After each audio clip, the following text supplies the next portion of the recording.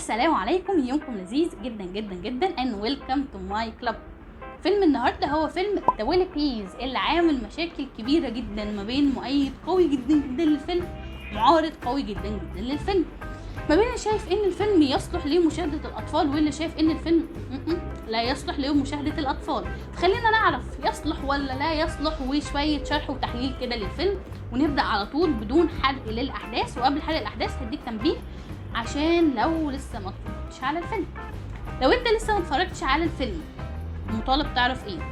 تعرف اول حاجه ملخص عن الفيلم مطلوب جدا.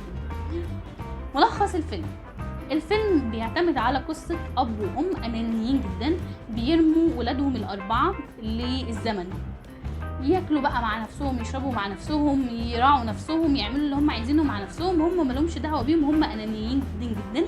الفيلم بيلقي الضوء على الاباء الانانيه بتنتج اطفال شكلهم عامل ازاي.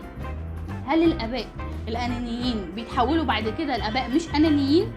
وهل الانانيه بتاعت الاب والام دول بيحصدوها بعد كده ولا مش بيحصدوها؟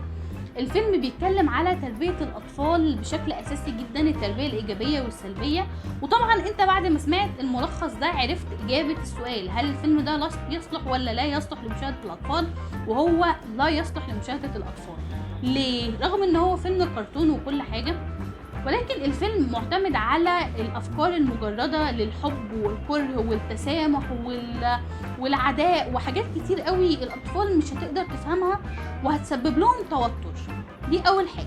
تاني حاجة، الفيلم منطقي جدا، وهم قايلين كده من بداية الفيلم إن الفيلم واقعي، وإن هو مش شخصية مش من الأفلام الكرتون العادية اللي هتتفرجها وتلاقي بقى أحلام وردية وفراشات بتطلع. لأ، ده مش هيحصل في الفيلم.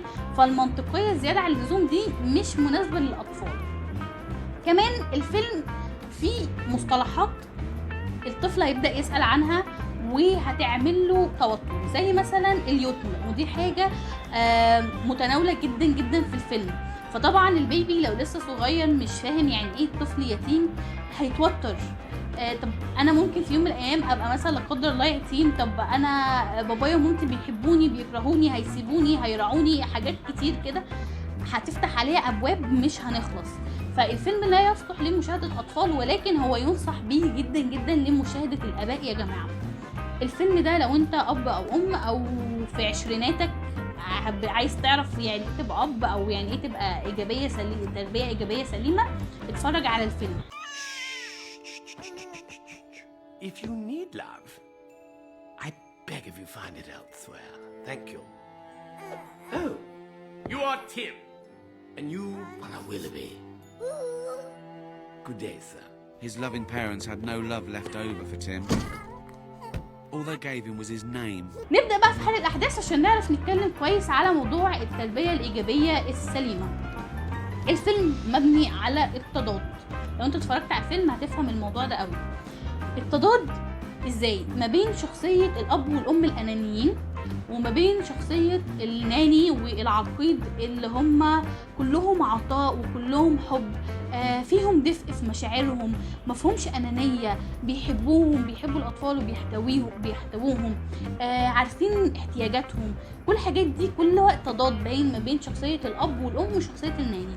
من الحاجات كمان اللي موجودة في الفيلم مبنية على التضاد هو الدفء في المشاعر والبرود والقسوة، وده بس مش في شخصية الأب والأم والناني والعقيد، لا كمان في شخصية الأطفال نفسهم. ودي كانت حاجة حلوة قوي إن أنت تشوف الطفلين التوأم بيدوا السويت شيرت لبعض عشان خاطر يدفوا بعض. تم بيحاول يراعي إخواته، بيحاول يحابي عليهم كده بالبلدي، بيحاول يبقى في موقع المسؤولية.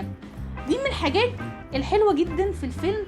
وكمان بتبين حاجة عبقرية، وهي ايه؟ ان لو انت او انتي مش هتبقوا اباء كويسين هينتج عندكم طفل زي تم.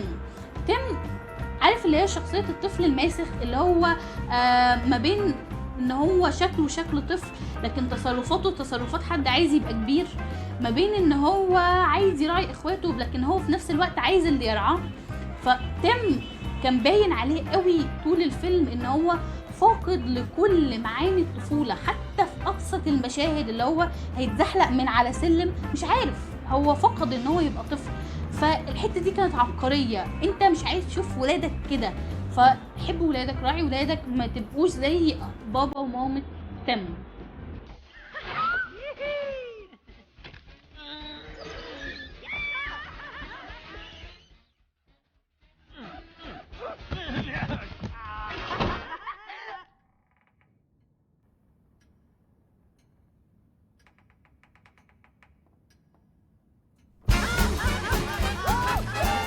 من الفروقات كمان اللي موجودة في الفيلم الفرق ما بين عقاب الأب والأم وعقاب الناني لتم، وإزاي العقاب مناسب. لازم العقاب يبقى مناسب للفعل اللي عمله الطفل، مش يعمل حاجة صغيرة فقوم رميه في أوضة ضلمة. لا، بالراحة على الأطفال، نربي يا جماعة تربية سليمة سوية. Willoughbys do not eat oats!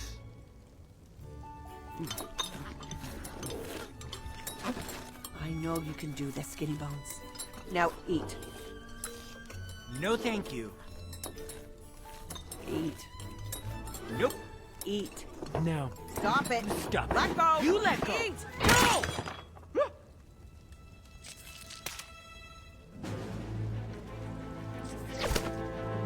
You disrespect my oats.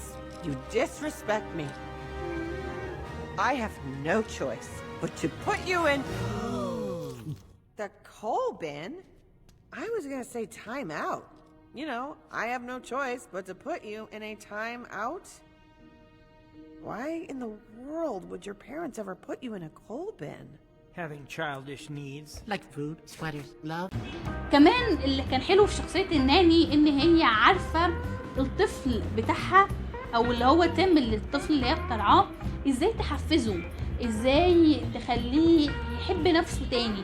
وكمان عارفة الفرق ما بين شخصية تم وما بين شخصيات اخواته المختلفة، فعارفة ازاي تحفز كل واحد على حدة، وعارفة ازاي تدخل لكل واحد، ازاي تقنع كل واحد بحاجة.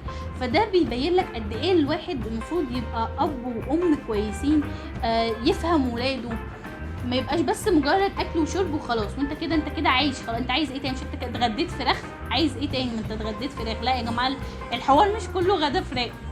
من كمان الفروقات اللي كانت موجوده، وده اخر فرق هتكلم عنه، هو الفرق في ازاي الاب والام بيقولوا كلمه childish need، وازاي الناني والعقيد بيقولوا childish need. في الفرقين دول بيبين لك الاب والام الانانيين ازاي بيشوفوا احتياجات ولادهم للحب والاكل والشرب والرعايه ان هي حاجه مقرفه، انت ده حمل، ده عبء.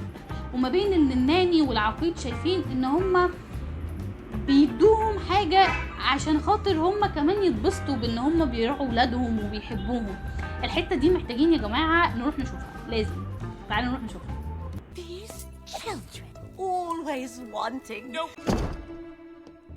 Son, you insist on bothering us with your childish needs.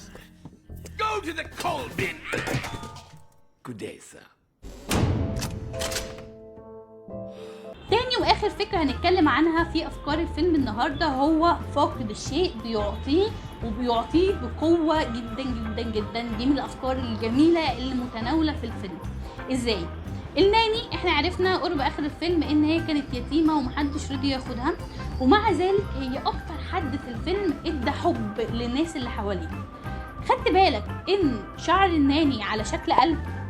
يعني كانت تفصيله حلوه وصغنونه وجميله قوي، ان هي قد ايه هي بتحب اللي حواليها، حتى شعرها على شكل قلب. موضوع لطيف قوي. كمان الاولاد اللي هم عمرهم ما خدوا حب من باباهم ومامتهم قدروا ينجوا من نفسهم وقدروا يدفوا نفسهم بسبب ان هم بيحبوا بعض، قادرين يدوا لبعض حب متبادل. موضوع الحب المتبادل وان فقد الشيء بيعطيه بقوه ده من اول الفيلم، والقطه اللي هي الراوي قالت من بدايه من الفيلم ان دي مش قصه تقليديه، وان القصه عن الانانيه والحب. فبالتالي قرب اخر الفيلم برضو لما الاطفال اتوزعوا على عائلات مختلفه، برغم ان هو جاب لك ان كل طفل اتحط في العيله المناسبه ليه جدا جدا بشكل عقلاني، ولكن هم ما كانوش بياخدوا حب، فبالتالي ابداعهم وقف. فعندنا شخصيتين التوأم لما اتحطوا مع اباء، رغم ان هم خلوهم على اتصال بالنت والتكنولوجيا وكل الكلام ده، ولكن هم فقدوا ابداعهم.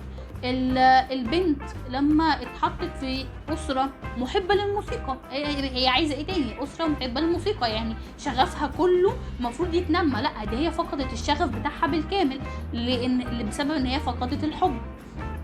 تم برغم ان هو اتحط مع كل الاسر العبقريه والطيبه وكل الكلام، ولكن هو كان مشاغب وما كانش راضي بالوضع ده.